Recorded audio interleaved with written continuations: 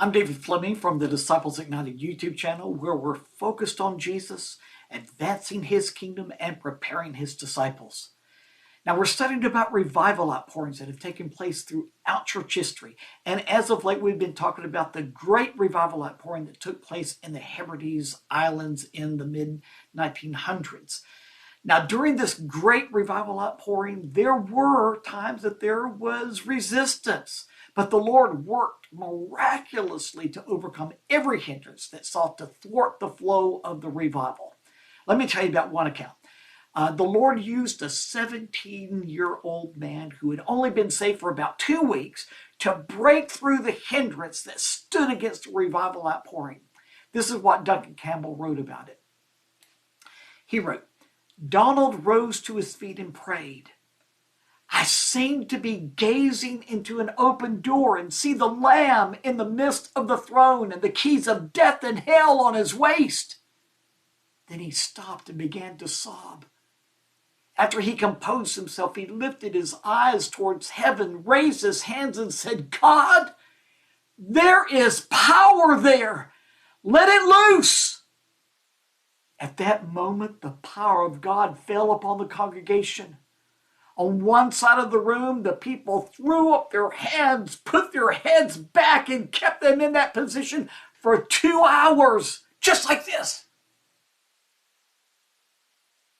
Duncan Campbell said that would be hard to do for 10 minutes, much less do it for 2 hours without movement.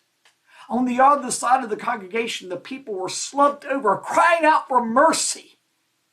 Now, in a village 5 miles away, the power of God swept through the town, and there was hardly a house in that village that didn't have someone saved that night. Such was the power of God moving throughout the community. Now, overall, the revival outpouring in the Hebrides Islands lasted for 3 years, from 1949 through 1952. Now, there was another outpouring in North Ulst in 1957. But it's interesting to note that Reverend Campbell said that to his knowledge, there were no healings or manifestations of the charismatic gifts, such as speaking in tongues, throughout the entire revival outpouring. Instead, the key feature of the Hebrides revival was the overwhelming sense of God's presence. God's presence literally permeated the atmosphere. People were just as apt to pray and seek God in the fields as they were in church. The Hebrides Islands had literally been saturated with the presence of God. Speaking of this, Duncan Campbell later wrote, "The presence of God is the supreme characteristic of a God-sent revival.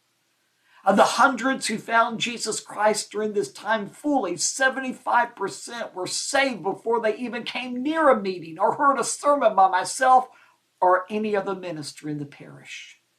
The power of God, the Spirit of God was moving in operation, and the fear of God gripped the souls of men. Well, the fruit of that revival outpouring remained steadfast in the lives of countless people, especially in the youth. In fact, many of the young people who were saved during the Hebrides revival prepared for the ministry and were still active ministers at the end of the 20th century. Oh, Lord, send such a revival outpouring. Pour your Spirit out upon us, oh God, as you've done in the past, do in the present. In Jesus' name. Leave me tomorrow. There's more to share.